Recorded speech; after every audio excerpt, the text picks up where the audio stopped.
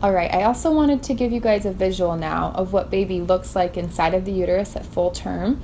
You can see that the pink lining around the baby is the uterus, and it comes together at the bottom to flow into the cervix. So that's that neck of the uterus that I talked about in the video, and then it goes down leads to the cervix. The cervix is what must dilate for labor to progress. The cervix is densely fibrous and more rigid than the other uterine tissue.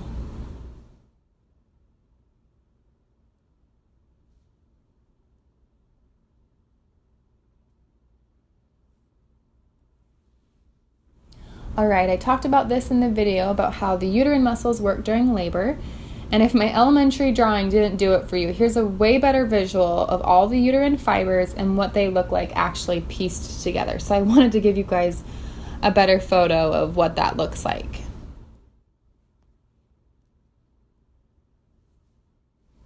Now we're going to talk about the parasympathetic versus sympathetic system. The sympathetic system is triggered when we are stressed, frightened, or startled. It closes arteries, going to organs that are not essential for defense, so it prepares the body to deal with emergencies and danger. The parasympathetic system keeps the body and mind in a state of harmony and balance. It maintains the body functioning in a state of calm, slowing the heart rate, reducing stimulation, slowing the firing of harmful neuropeptides, and in general, keeping us in a state of well-being. So we want to spend our time in that rest and digest zone and not that flight or fight zone.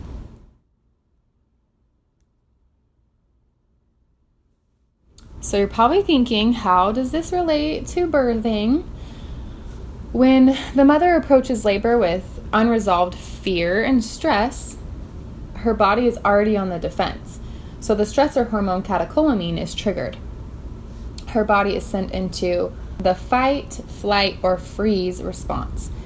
And it's believed that catecholamine is secreted in large amounts prior to and during labor in this circumstance. So when circumstances are such that neither fight nor flight are appropriate, as in the case of labor, the body naturally chooses the third option, which is freeze. Since the uterus has never been designated as part of the defense mechanism of the body, blood is actually directed away from it to parts of the body involved in defense. So this causes the arteries going to the uterus to tense and constrict, restricting the flow of blood and oxygen. With limited oxygen and blood vital to the functioning of the muscles in the uterus, the lower circular fibers at the neck of the uterus tighten and constrict instead of relaxing and opening as they should, like I explained in the video. The upper vertical muscles continue to attempt to draw the circular muscles up and back, but the lower muscles are resistant, so the cervix will remain taut and closed. And as you can imagine, this is also going to cause considerable pain on the mother because the uterine muscles aren't working in harmony as they should.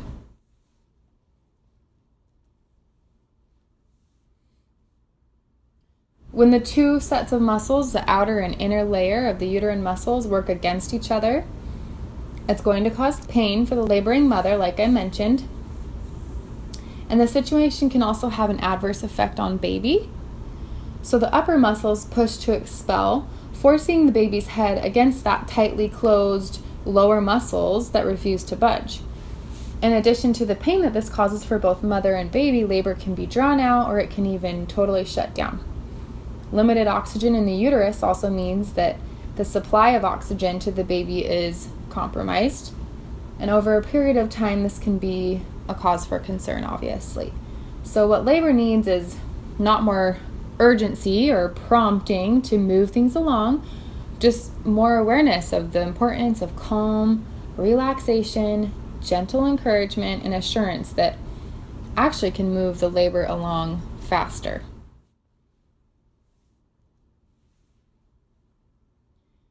Okay, so I have a PDF included at the bottom. You can pause your video and pull it up right now if you want, or you can do it later, but obviously we need to assess what our fears are of childbirth. So I've created a PDF that's an assessment of this to help us release that fear and be able to enter our births with those fears resolved. The other thing that's obviously going to help you so much during your labor is being prepared with the right breathing and relaxation techniques so that we can remain calm and confident and prepared to give birth the way we want. So we're going to talk about now the power of the mind. We have a lot of abstract thinking going on at the beginning of this class. If any of you are familiar with the book The Secret, then this concept will be super easy for you to grasp. So we just learned about how powerful the mind is, specifically how fear can interrupt the body and the natural birth process. It's pretty crazy to think that our thoughts can affect something so monumental. So don't worry, though, if you have some fear around childbirth, there's some really good news. The opposite is also very true. Positive thought and relaxation can help the body enhance its ability to birth freely, effectively, and with no ill effects. So you can see there that motivational consultants, Olympic coaches, and other sports trainers, as well as people in medicine, are realizing that visualization is an important factor in the achievement of a goal. Educational psychologists have conducted visualization studies suggesting that extrapolative learning, which is the method of mentally working through a physical process, can produce a response within muscles that is similar to what would occur if the routine were physically practiced. And the best example I have of this, it might sound silly, but in high school I was on a dance team, and we weren't necessarily the most talented team in the state, but for months we practiced, and we actually watched The Secret together, and we decided as a team that we would visualize at every practice our routines. And we ended up taking first at the regional competition, which was incredible because, like I said, we definitely weren't the most talented team in the state or in the region. So I can attest to the fact that this does work.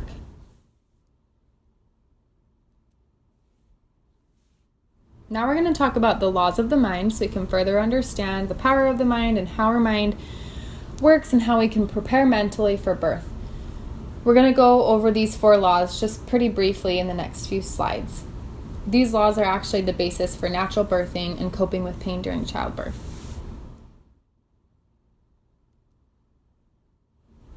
All right, the body follows the mind, the law of psychophysical response. So this law states that for every suggestion, thought, or emotion one attains, there is a corresponding physiological and chemical response within the body. This is the most important law of the mind in regards to birthing. So some of you might know the example of Pavlov's dog if you've taken psychology. Pavlov's experiment with the dogs that eventually became conditioned to salivate in anticipation of receiving food at the ringing of a bell is perhaps the most commonly recognized example of this mind-body connection. You're going to want to utilize this law so that it works for you during birthing.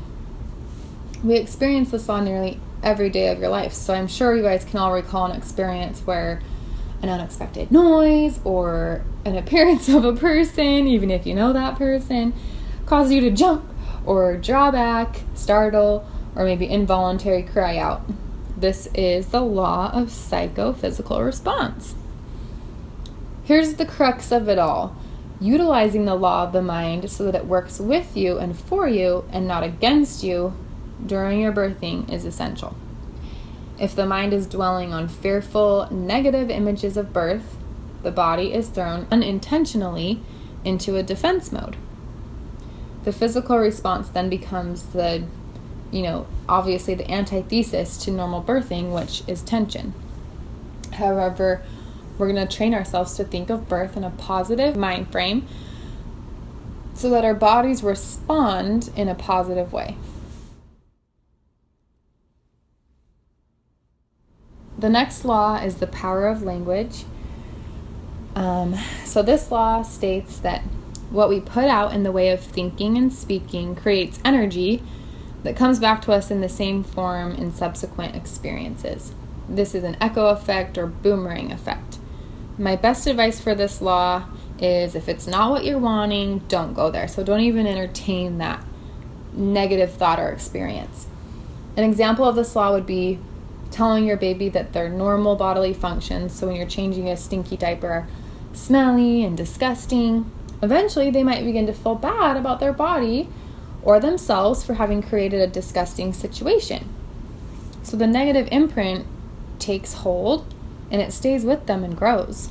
The more potent the thought, the more potent the imprint. The next law is the power of language, the law of repetition. Concepts that you are exposed to repeatedly in many places and from many sources become a part of a conditioning that becomes totally embedded in your thoughts over time. The law of repetition is what governs this process. So the association of pain with childbirth is an example of a universally held conditioning and has become the source of, honestly, just needless suffering because of the myths that have grown up around it. So by that same token, if you listen to affirmations of positive, gentle birth on a daily basis, it will contribute to positive conditioning. And then my tip there at the bottom is, if you're being bombarded by people who want to tell you these birth horror stories, maybe just say, hey, let's talk about our birth stories after I have my baby. You're freaking me out, or whatever it is. And usually that will stop them in their tracks.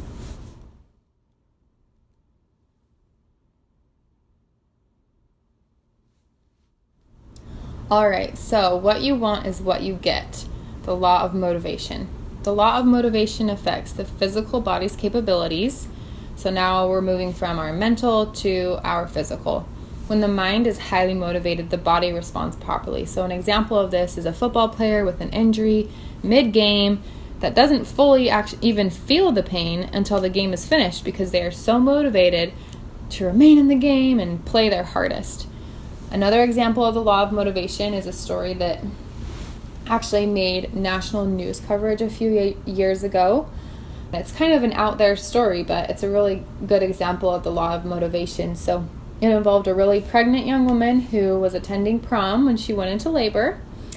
She excused herself from the dance and went into the bathroom where she proceeded to have her baby quietly, and nobody knew.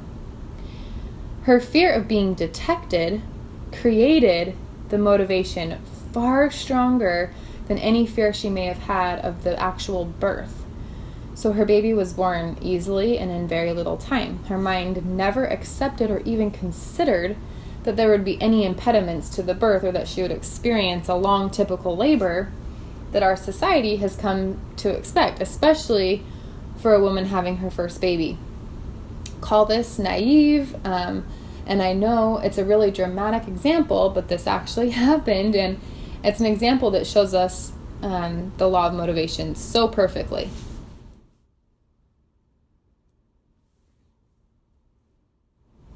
All right, so now we're going to talk about how we can actually prepare our mind and body for success. Our muscles send messages to each other. Clenched fists, a tight mouth, a furrowed brow, all sending signals to the birth passage muscles, the very ones that need to be loosened. Opening up to relax these upper body parts relaxes the lower ones. This is from William Sears and Martha Sears.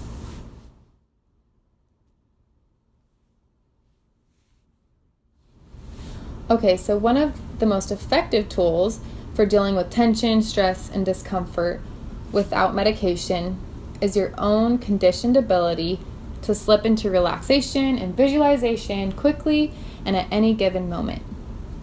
In this course, we're going to learn relaxation and visualizations that will see you through your labor and quickly bring about a renewed state of energy following your birth. So you're going to want to make sure you establish your routine. Select a time to relax when you won't be disturbed. Set aside the same time each day. So whether you do it in the morning when you wake up or at night before bed, choose a comfortable practice spot. Be sure that your bladder is empty. You don't want to be interrupted. And as pregnant women, we all know that that's kind of inevitable. And then use our recordings, or you're welcome to use hypnobirthing CDs. The background music that they have consists of tones and rhythms that the body responds to best. I'm just going to add that when I was preparing for the delivery of my first, and now I'm actually pregnant with my second, preparing for that delivery, I like to do my practice in the bath before bedtime. So I get in the bath at night, turn on my relaxation, and just totally zone out. Here's our little disclaimer. So there's no magic benefit that will accrue from just listening to this class. You really do have to be willing to apply the practice that is required to teach these levels of relaxation that will be there for you when you're in labor. You can do this, mama. So this is where you get to be an active participant in this class. In the next few sections, we'll be going over relaxation, breathing, and like I've mentioned a billion times, the visualization techniques. I'll be providing links to the audio of these techniques, so that way you can pull them out hopefully daily, but you can pull them out when you have time to practice so that your mind and body will be prepared for labor.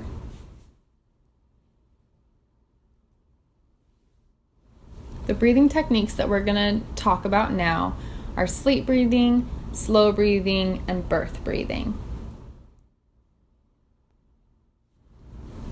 Okay, so the first breathing technique, sleep breathing. Oxygen is the most important fuel for the working muscles in the uterus. We went over that in the uterine muscle video. Your baby also needs to have a sufficient continual supply of oxygen. So this is why proper breathing is super important for your relaxation, which brings me to our first technique, sleep breathing. Luckily, sleep breathing is super easy to master. The more times you do it, you'll feel relaxation coming easier and quicker. And after only a few times, you'll be able to bring your body into a deep state of relaxation. When you've mastered the concept of sleep breathing, you won't need to recite numbers or test with your hands like described in the technique to be able to guide yourself into this state. We're actually going to practice this sleep breathing technique now, so make sure you're in a comfortable spot free of distractions. And like I said, the audio will be provided at the bottom in a downloadable link, so if you're not in a position where you can do it at this time, you can come back to it later. Sleep breathing. This breath is a simple relaxation technique designed to help you enter a relaxed state. Use this breath at the beginning of each relaxation practice to help your body gradually slip into a comfortable state of relaxation. Find a comfortable position. Relax and settle into the comfort of the couch, chair, or bed beneath you, and allow the pillows behind you to support your head and neck. Allow your shoulders to sink into the frame of your body naturally.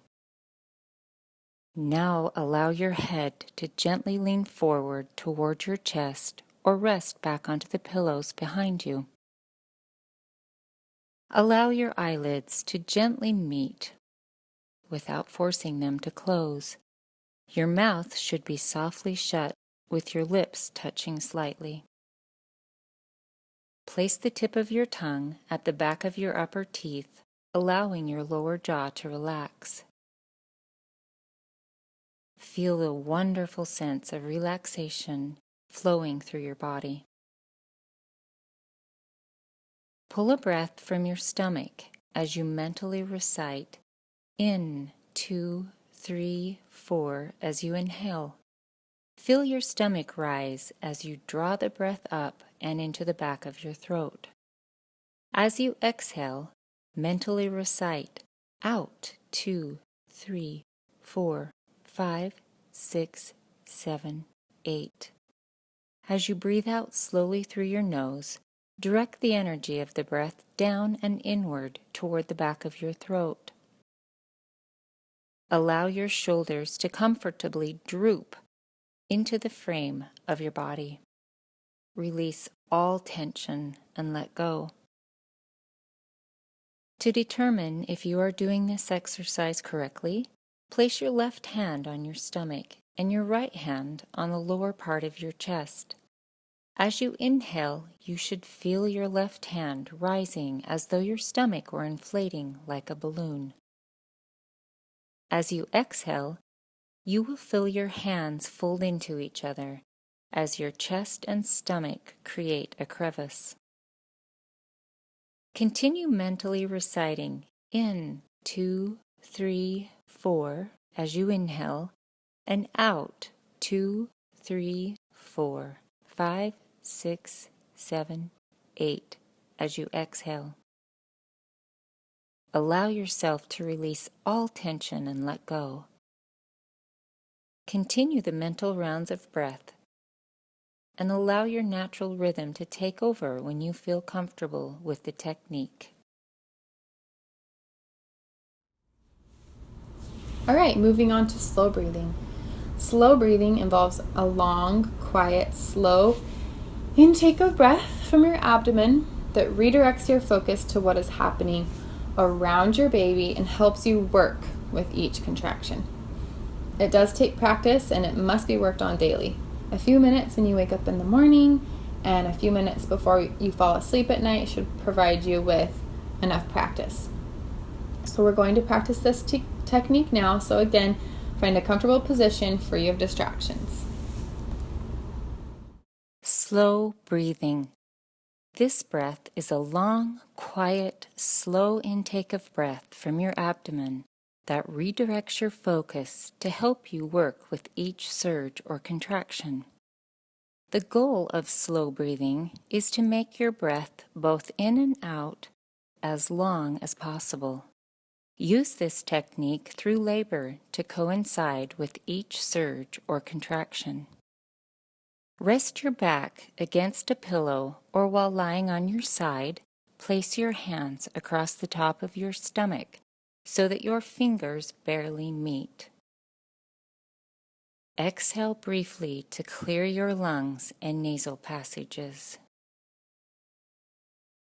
Slowly and gradually draw in your breath to a rapid count from 1 to 20 or more,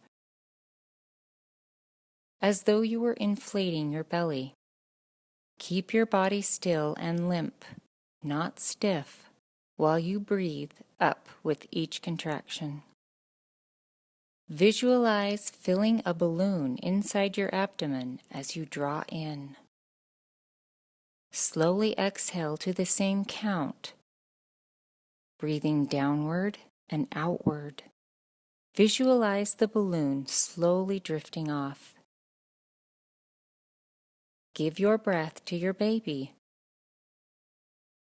Gently and slowly exhaling down into your vagina.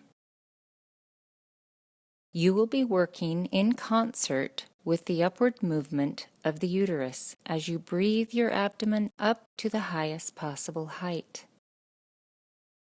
The slow intake to a rapid count up to 20 or more, and the equally slow exhalation will allow you enough time to work with each contraction. If you need to take a second breath during a contraction, do so in the very same manner, but do not hold your breath. You may only be able to reach an intake count of 13 to 15 when you first start practicing. This is normal at first. Each time you do this exercise, your count will rapidly increase. Regardless of how high a count you achieve, the technique of fully expanding the abdomen will be with you when you need it for labor. Once you have mastered the concept and technique, you will not need to use numbers unless you want to. It should be practiced every day when you awake in the morning and before you fall asleep at night. This is a good time to practice. Let's practice again, and you can continue practicing after I stop guiding you through the technique. Adjust your position if you are uncomfortable and allow yourself to relax and let go. Exhale briefly to clear your lungs and nasal passages.